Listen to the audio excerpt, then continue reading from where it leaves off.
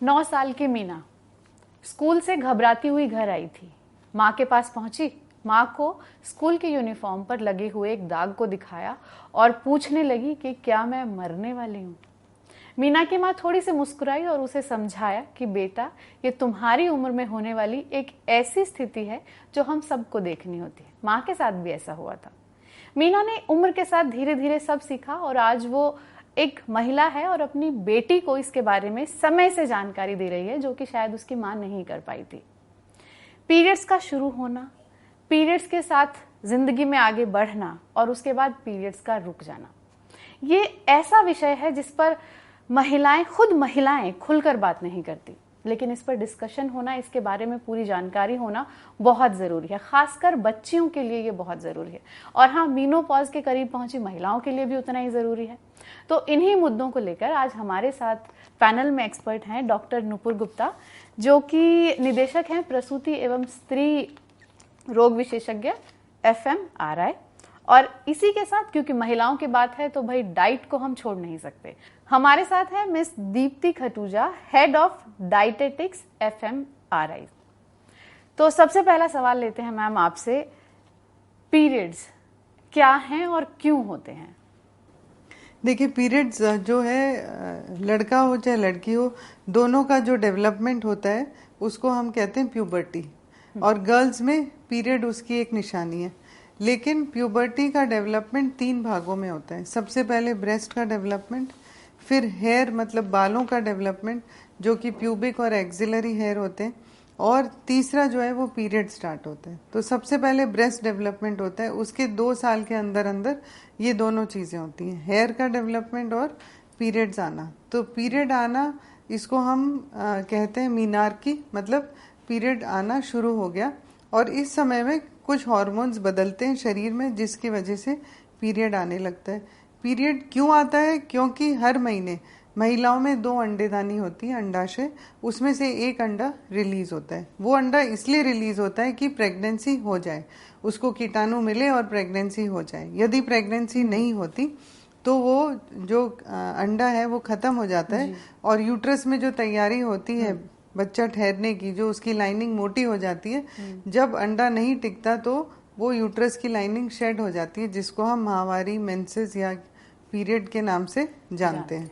तो शुरुआत में जब पीरियड शुरू होते हैं तो कभी कभी इरेगुलर होते हैं कि कभी टाइम पे आ गया, कभी नहीं भी आया, कभी फ्लो कम हुआ, कभी ज़्यादा हुआ, कभी पेन नहीं हुआ, शुरू में बिल्कुल पेन नहीं होता, कुछ लोगों में बाद में पेन शुरू होता है।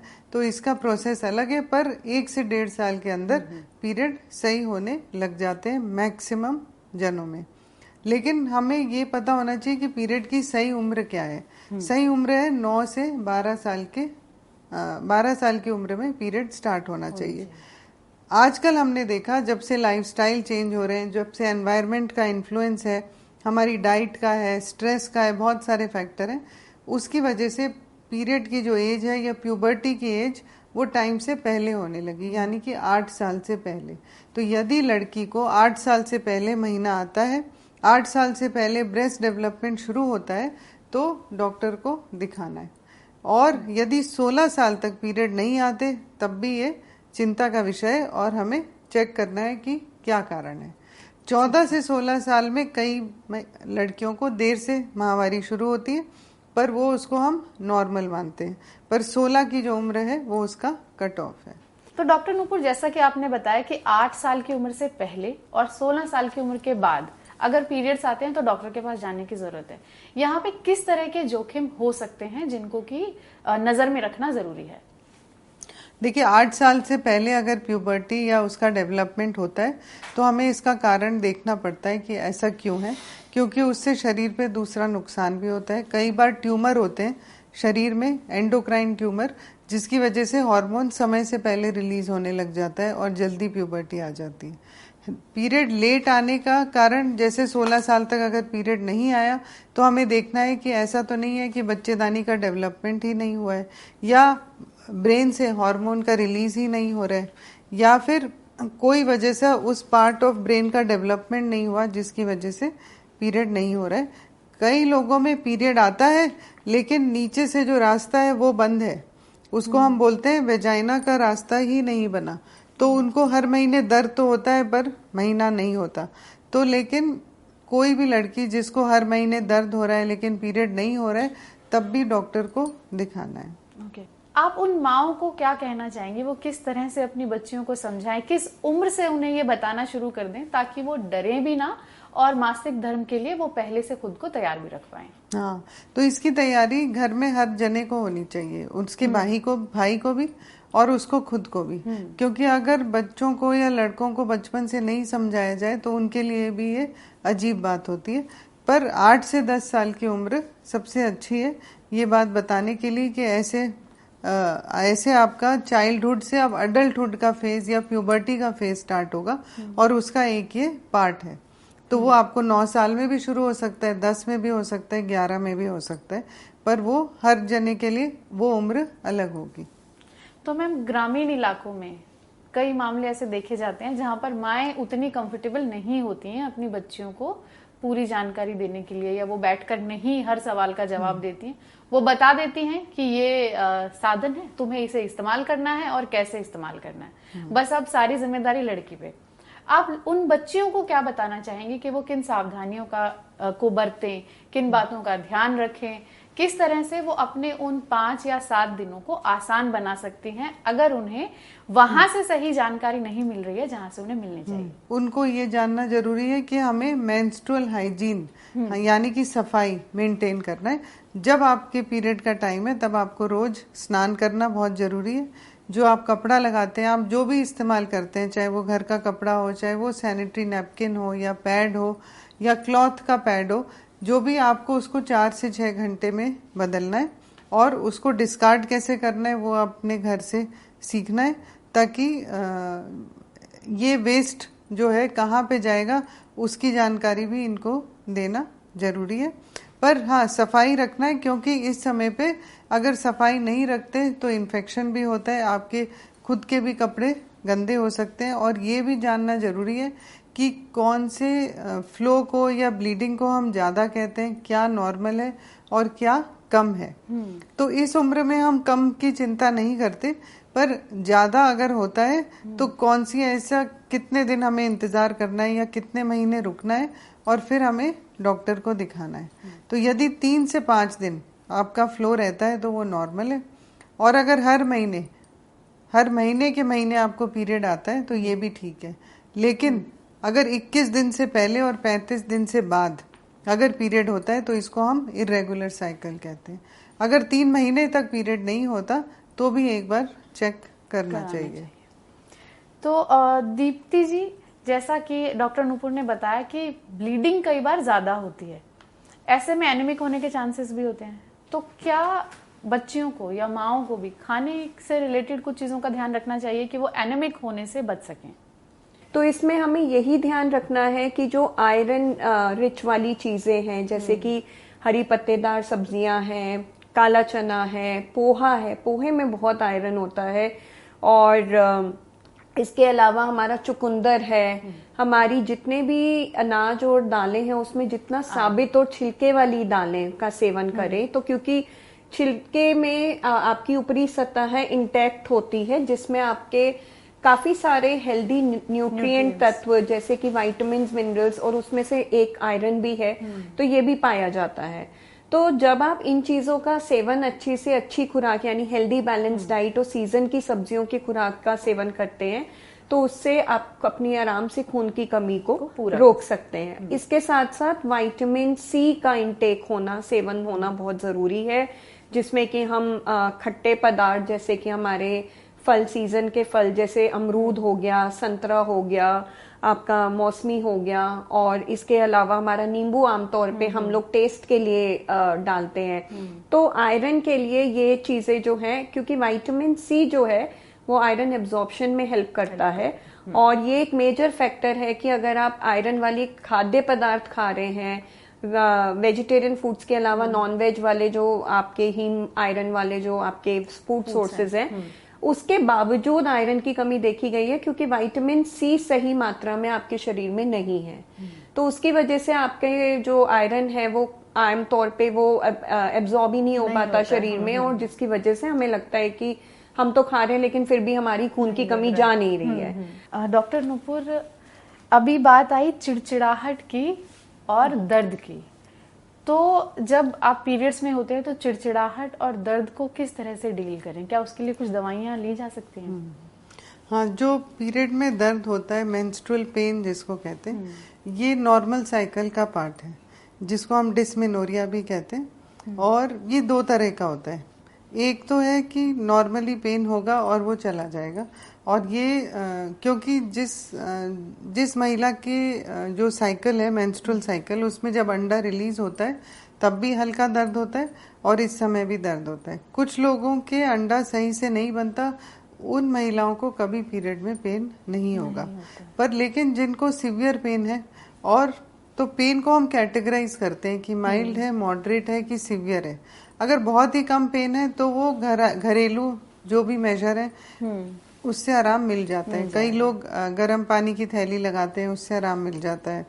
कोई उल्टा लेट जाता है, उससे मिल जाता है। या आप ठंडे पानी की पट्टी लगा लो बर्फ के पानी में टॉवल को निचोड़ के, तो उससे भी आराम मिलता है। पर उस समय में अगर ये सब मेजर्स काम नहीं करते तब हमें दवा की आवश्यकता है, जिसको हम कहते हैं मॉडरेट टू सीवियर पेन। कुछ लोगों में इतना सीवियर पेन है कि दवा भी काम नहीं करती, वो लोग हमारे पास दिखाने आते हैं। तो उसके लिए बहुत से कारण है। किसी के यूट्रस में रसोली है, किसी को एंडोमेट्रियोसिस नाम की कंडीशन है, किसी के चॉकलेट सिस्ट है या ओवरी में सिस्ट है।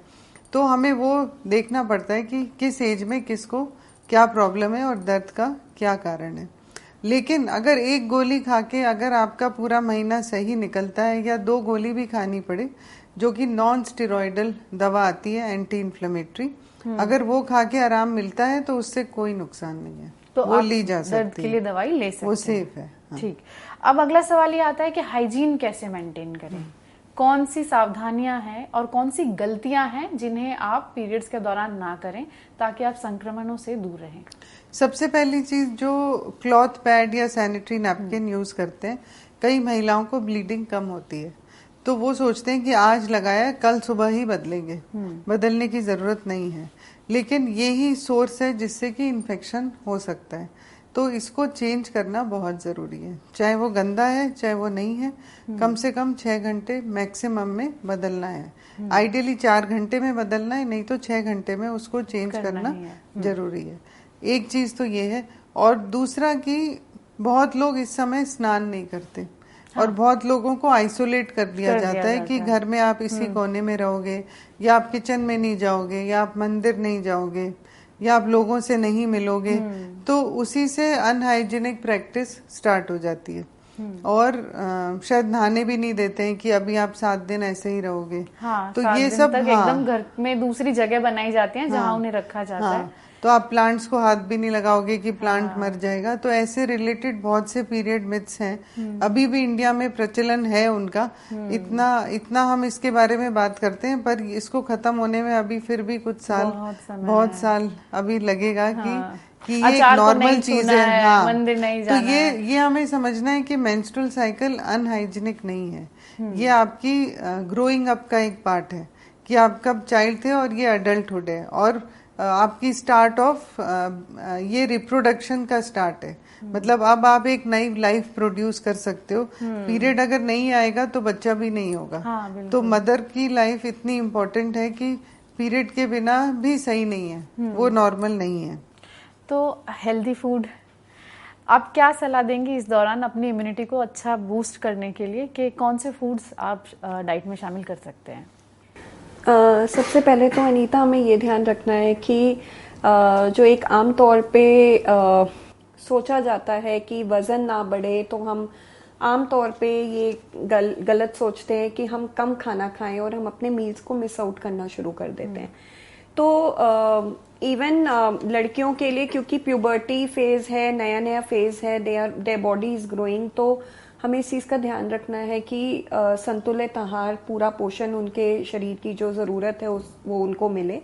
तो नाश्ता, दिन का खाना, रात का खाना तो खाना ही है, लेकिन उसके बीच में छोटे छोटे स्नैकिंग, हेल्दी स्नैकिंग, जिसमें कि हम रेशा और प्रोटीन वाली स्नैकिंग की बात करते हैं, रेशा और प्रोटीन ये दोनों ही चीजें जो हैं आम तौर पे इस उम्र में लड़कियों को वजन को बढ़ने से रोकता है। जो एक उनको डर रहता है कि हमारा वजन बढ़ जाएगा, हम अजीब से दिखेंगे। तो जब आप फाइबर यानी कि जितना भी फल है, आपकी हरी सब्जियां हैं और आपके जो मैंने पहले भी बताया साबित और छिलके वाली दालें हैं, क्योंकि ऊपरी सतह होती है तो इन सब में रेशा रहता है। तो ये रेशा जो है आपके फीलिंग ऑफ फुलफिलनेस, यानी आपको लगेगा कि आपका पेट भर गया, लेकिन उसके अलावा आपके ताकत वाले तत्व भी आपको दे रहा है। तो ये फाइबर वाली चीजों के साथ साथ प्रोटीन बहुत इंपॉर्टेंट है और मैं इस पे स्पेसिफिक एम्फेसिस देखिए, रेशा जो है हम सब बात करते हैं। कोई 5 चीजें जो आपकी इम्यूनिटी को स्ट्रांग बनाएगी इस दौरान। तो रेशे के साथ साथ प्रोटीन आपका बहुत जरूरी है, बिकॉज प्रोटीन रिच स्नैक्स जो है आपके एक सिंपल मुट्ठी मूंगफली या नट्स हो गए या आपकी दालें हो गई, दूध और दूध की बनी हुई चीजें, दही, पनीर, ये वाली चीजें आप किसी भी फॉर्म में ले सकते हैं। और इसके अलावा आपका एक मुट्ठी नट्स, अंकुरित दाल या भुना हुआ चना, जो आमतौर पे हम देखते हैं गांव वगैरह में आम भुना हुआ चना बहुत आसानी से खाया जाता है। तो प्रोटीन और हरी सब्जियां और दिन भर में 2 फल। मतलब अगर मैं सब्जियों की बात करूं तो आजकल हेल्दी डाइट का कंसेप्ट जो है वो अभी रिसेंट में चेंज हुआ है और हम समझाते हैं कि जो आपकी एक प्लेट है फुल, उसमें से आधा पोर्शन यानी हाफ प्लेट जो है आपकी वो हरी सब्जियों और फलों का होना चाहिए, जो कि हमारे इंडियन रूटीन में अभी अनाज है। रोटी ज्यादा होती है और सब्जियां और प्रोटीन कम होता है। तो अब हम इस आम तरीके से समझा रहे हैं कि जो आपकी प्लेट है उसमें से आधी प्लेट जो है आपकी हरी सब्जियों और फलों की होनी चाहिए, और उसके बाद प्रोटीन वाली चीजें यानी दालें या पनीर या सोया जो भी हम खा रहे हैं, और लास्ट में हम अनाज का सेवन करें। तो उससे हमारी इम्यूनिटी भी बनी रहेगी और हमारा वजन भी नहीं बढ़ेगा। डॉक्टर नूपुर, महिलाओं में मेंस्ट्रुअल डिसऑर्डर यानी कि मासिक धर्म विकार के मामले काफी देखने को मिलते हैं, ये किस तरह से उन्हें इफेक्ट करते हैं, उन पर थोड़ा बताएं। तो मेंस्ट्रुअल डिसऑर्डर हमारे ओपीडी या जो हम मरीज देखते हैं, काफी कुछ महिलाएं जो 30% ऑफ जो हमारी ओपीडी है वो मेंस्ट्रुअल डिसऑर्डर से रिलेटेड है, और उसके बहुत से कारण है। कई बार स्ट्रेस है, सिंपली स्ट्रेस है, उसी से पीरियड डिले हो गया या ज्यादा हो गया या कम हो गया। कुछ बच्चे जो इस एज में बहुत खेलते हैं, बहुत एक्सेसिव एक्सरसाइज है, उससे पीरियड डिस्टर्ब हो जाता है। किसी का वजन जल्दी से बढ़ जाता है, पॉलीसिस्टिक ओवरीज आजकल बहुत कॉमन है, पीसीओडी, तो अगर एक्सेसिव वेट गेन है तो पीरियड डिस्टर्ब हो जाता है। कोई बहुत डाइटिंग कर रहा है, एक्सट्रीम डाइटिंग, उससे पीरियड डिस्टर्ब हो जाता है। तो ये तो बहुत कॉमन कारण है, पर कई बार हमें ब्लड टेस्ट या इवेलुएट भी करना पड़ता है कि इसके अलावा और कुछ तो नहीं है। तो कॉमन चीजों में थायराइड है, थायराइड हार्मोन के डिसफंक्शन से पीरियड डिस्टर्ब होता है, प्रोलैक्टिन हार्मोन से हो जाता है, पीसीओडी की एक कंडीशन है जिसमें पीरियड तो एक पार्ट है पर उसके अलावा कुछ और भी चीजें देखने को मिलती हैं जिससे कि पीरियड के आगे पीछे होने का चांस है। कम उम्र में जो ये 9-10 साल की उम्र से 20-25 साल तक, उसमें तो यूजुअली ऐसी ही चीजें होती हैं। यूजुअली जो स्ट्रक्चरल डिफेक्ट है यूट्रस में, जैसे कि रसोली बन गई या ओवरी में सिस्ट बन गई, वो हम 20 साल से बाद में देखते हैं। पर आजकल तो भी यंग एज में भी हमें चेक करना पड़ता है यदि ये प्रॉब्लम परसिस्ट करती जाती है तो एक तरह की प्रॉब्लम तो ये है कि इर्रेगुलर साइकिल है, जो कि जल्दी जल्दी हो रही है या बहुत लेट हो रही है या हो ही नहीं रही है, जिसको हम कहते हैं एमेनोरिया, कि पीरियड ही आने बंद हो गए। हम दवा देते हैं तो पीरियड आता है, नहीं तो नहीं आता। ये किसी भी एज में हो सकता है, ये किसी भी एज में हो सकता है, पर ये नॉर्मल नहीं है, तो इसके लिए भी आपको दिखाना पड़ेगा।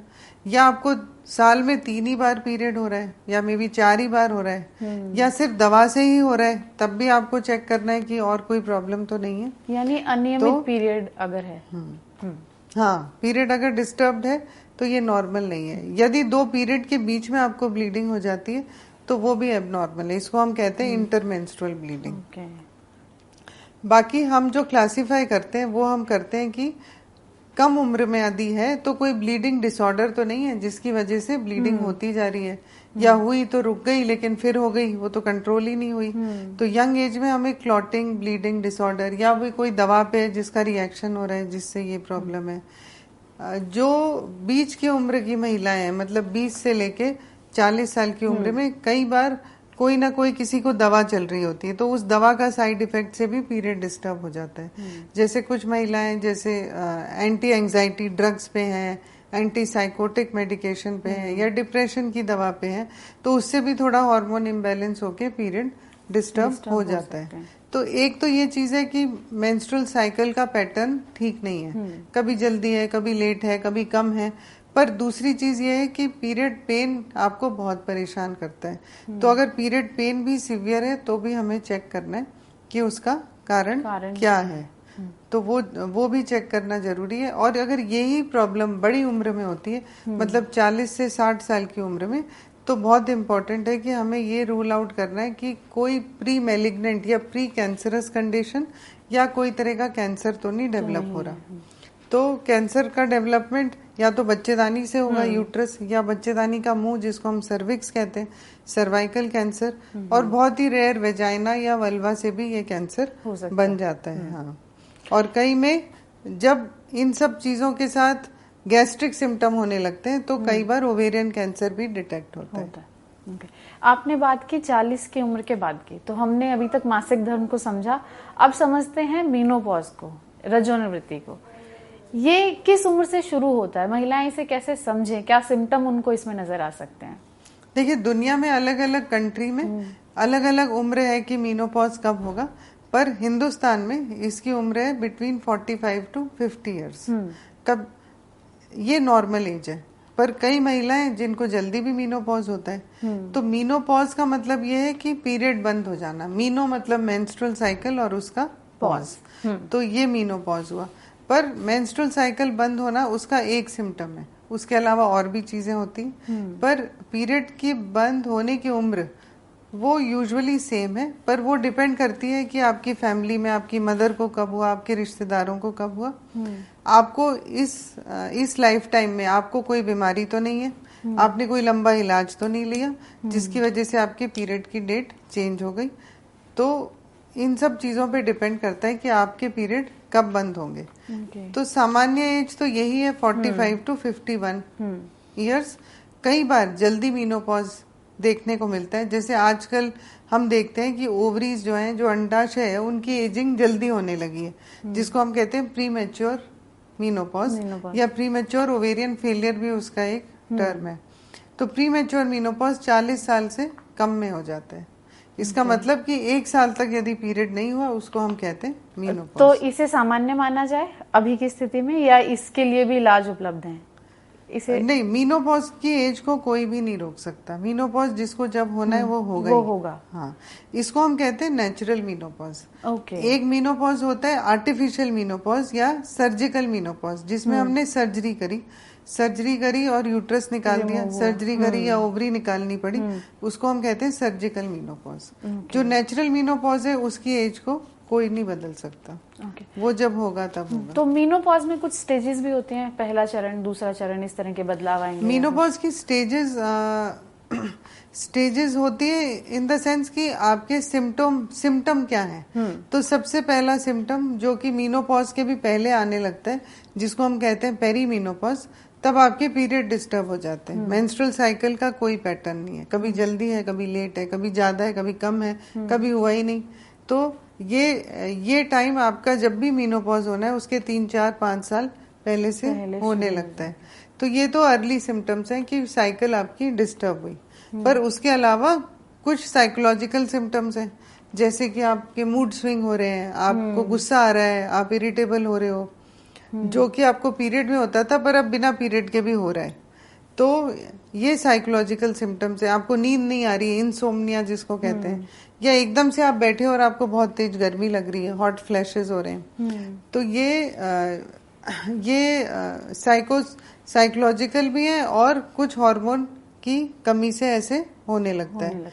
कुछ सिम्टम है जो इसके बाद आते हैं, जिनको हम कहते हैं इंटरमीडिएट सिम्टम्स, कि बीच में क्या होगा। तो बीच बीच वाले जो सिम्टम है वो यूरोजेनाइटल सिम्टम है, यानी कि यूरिनरी ट्रैक्ट की प्रॉब्लम है। आपको बार बार यूरिन आता है या आपको यूरिन बार बार आता है, इन्फेक्शन भी नहीं है, लेकिन आप प्रोन हो कि आपको बार बार यूरिन इन्फेक्शन हो जाता है। अभी तो हुआ था, 3 महीने बाद फिर हो गया, 6 महीने बाद फिर हो गया, या फिर आपको यूरिन कंट्रोल करने की एबिलिटी खत्म हो जाती है। इसको हम कहते हैं इनकॉन्टिनेंस। या तो स्ट्रेस से हो जाता है, खांसी आई तो यूरिन आ गया, या फिर आपको कोई भी तरह का स्ट्रेस हुआ पेट में तो उसकी वजह से यूरिन आ गया, या अर्जेंसी हो गई, आप बाथरूम तक नहीं जा पाए और आपको यूरिन आ गया। ये तो है यूरोजेनाइटल सिम्टम्स। तो इन और साथ ही स्किन हाँ। में भी बदलाव आता है, स्किन चेंजेस होते हैं कि स्किन में ड्राइनेस आने लग जाती है। डॉक्टर नुपुर, हमने बात की पीरियड स्टार्ट होने की, मीनोपॉज की, पेरीमीनोपॉज की। अब कुछ केसेस में ये भी देखा जाता है कि 52 की उम्र तक, 52 साल की उम्र तक, 55 साल की उम्र तक पीरियड्स आ रहे होते हैं। उस स्थिति में महिलाएं किस तरह से संभालें खुद को? सबसे पहले तो पीरियड अगर 50 साल में खत्म नहीं होते तो आपको अपना हर साल चेकअप करना चाहिए। हर साल चेकअप का मतलब कि आपको पैप स्मीयर कराना है, आपको अपना अल्ट्रासाउंड कराना है और आपको ब्रेस्ट कैंसर की स्क्रीनिंग करानी, क्योंकि मीनोपॉज के बाद हम देखते हैं कि ये कैंसर का रिस्क बढ़ जाता है। पर ऐसा नहीं है कि कम उम्र में नहीं होगा, लेकिन इस समय पे कैंसर स्क्रीनिंग जरूरी है। तो 2 कैंसर इस टाइम इम्पोर्टेंट हैं, सर्वाइकल कैंसर और ब्रेस्ट कैंसर। लेकिन अगर पीरियड नहीं बंद होते तो हमें क्या डर है कि कहीं यूट्राइन कैंसर या यूट्राइन कैंसर का प्रीकर्सर, जिसको हम कहते हैं एंडोमेट्रियल हाइपरप्लेजिया या कैंसर इन सीटू, कहीं वो स्टेज तो नहीं है। तो कई बार हमें अल्ट्रासाउंड से पता चलता है कि भाई ब्लीडिंग का पैटर्न क्या है, या ब्लीडिंग ज़्यादा क्यों है, या लाइनिंग थिक है, या कोई नया पॉलिप तो नहीं बन गया है, या कोई फाइब्रॉइड है जो कि प्रोजेक्ट कर रहा है यूट्रस के अंदर, कि भाई क्या कारण है, लेट मीनोपॉज क्यों है। पर अगर मीनोपॉज नहीं हुआ है तो उसको हम बंद तो कर नहीं सकते, इसलिए हमको साल में एक बार डॉक्टर को दिखाना है और अपना चेकअप कराना है। पीरियड खत्म होने के बाद पीरियड नहीं होना चाहिए, ये भी सबको जानना जरूरी है। चाहे लेट मीनोपॉज हुआ, पर लेट मीनोपॉज से रिस्क क्या है? लेट मीनोपॉज से ये रिस्क है कि यूट्राइन कैंसर कहीं डेवलप तो नहीं होने वाला इन फ्यूचर। तो सपोज लेट मीनोपॉज हुआ, पीरियड बंद भी हो गया, लेकिन 2 साल बाद आपको फिर से पीरियड आने लगा, तो आपने सोचा कोई बात नहीं, अब तो पीरियड आ गया, 1-2 साल नहीं आया, अब आने लग गया, पर ये नॉर्मल नहीं है। इसको हम कहते हैं पोस्ट मीनोपॉजल ब्लीडिंग। तो ये ब्लीडिंग कभी नहीं होनी चाहिए आफ्टर मीनोपॉज। और मीनोपॉज का मतलब यही है कि 1 साल तक पीरियड ना होना। तो अगर 1 साल पीरियड ना होने के बाद फिर से हर महीने ब्लीडिंग होने लगे तो वो भी हेल्दी नहीं है। तो पोस्ट मीनोपॉजल ब्लीडिंग को फिर इवेलुएट करना बहुत जरूरी है। इसके पीछे कारण क्या हो सकते हैं? पोस्ट मीनोपॉजल ब्लीडिंग का सबसे कॉमन कारण तो यही है, जो ईस्ट्रोजन की कमी से यूट्रस की लाइनिंग बहुत ही थिन हो जाती है, जिसको हम कहते हैं एट्रोफी।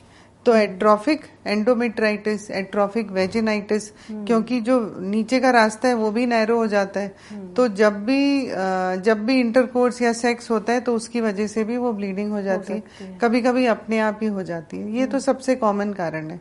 पर लेकिन हमें किस बात का डर है या हमें क्या रूल आउट करना है, वो कैंसर ही है। तो उसके लिए हम अल्ट्रासाउंड भी करते हैं, पैप स्मीयर भी करते हैं और इंटरनल चेकअप भी करते हैं कि उसका ब्लीडिंग का सोर्स क्या है। तो दीप्ति जी, हमने समझा मेनोपॉज को और उसकी जटिलताओं को भी। डाइट को लेकर वो कौन सी चीजें हैं जो अपनाकर आप मेनोपॉज को आसान बना सकते हैं, उसकी परेशानियों को कम कर सकते हैं? उसमें सबसे महत्वपूर्ण जो ध्यान रखना है कि आपका वजन ना बढ़े, और हार्मोनल चेंजेस की वजह से, जैसे कि मैंने मिनार्की के टाइम पे बताया, तो इसमें भी डॉक्टर नुपुर ने भी बताया कि हार्मोनल चेंजेस की वजह से हमारे मूड स्विंग्स होते हैं। तो उन चीज़ों में यही ध्यान रखना है कि सबसे पहले हम हेल्दी फूड खाएं। हेल्दी फूड का मतलब है कि हम 3 के बदले 5 मील खाएं, यानी 3 हमारे बड़े मील हो गए और 2 छोटे मील हो गए। रेशे वाली चीज़ें और प्रोटीन रिच वाली चीज़ों का सेवन करें। जितना हो हम सीजन की सब्जियां और सीजन का चीजें खाएं। मतलब आजकल जैसे चलन हो गया है कि 12 महीने सब कुछ अवेलेबल है, तो कोशिश करके जितना लोकल ग्रोन हम खाएं वो ज्यादा बेहतर है, क्योंकि हमारे शरीर उस हिसाब से जेनेटिक्स हमारी डेवलप होती है। इसके अलावा आपको ये ध्यान रखना है कि चिकनाहट की मात्रा को कम करें। और चिकनाहट में भी ये जरूरी है कि अलग अलग तरीके की चिकनाहट देखी गई है। तो कभी भी ये नहीं है कि जैसे हमारे इंडियन ट्रेडिशन में चलता आ रहा है कि लंबे सालों तक हम एक ही तरीके का तेल इस्तेमाल कर रहे हैं। तो तेल बदलने की प्रक्रिया, तेल बदलने का मतलब किसी ब्रांड या कंपनी से मेरा नहीं है, बट तरीके का तेल बदलना। जैसे कभी सूरजमुखी का इस्तेमाल किया, कभी आपने सरसों का किया, कभी ऑलिव तेल इस्तेमाल किया। तो तरीके का तेल बदलना जो है वो बहुत जरूरी है कोलेस्ट्रॉल की रोकथाम के लिए और ट्राइग्लिसराइड्स की रोकथाम के लिए। शुक्रिया डॉक्टर। तो इसी के साथ हमें दीजिए इजाजत। हमने पूरी कोशिश की कि शुरू में जिस मीना की बात हमने की थी वैसी उस मीना की और वैसी और लड़कियों के कई सवालों के जवाब हम आपको दे पाएं।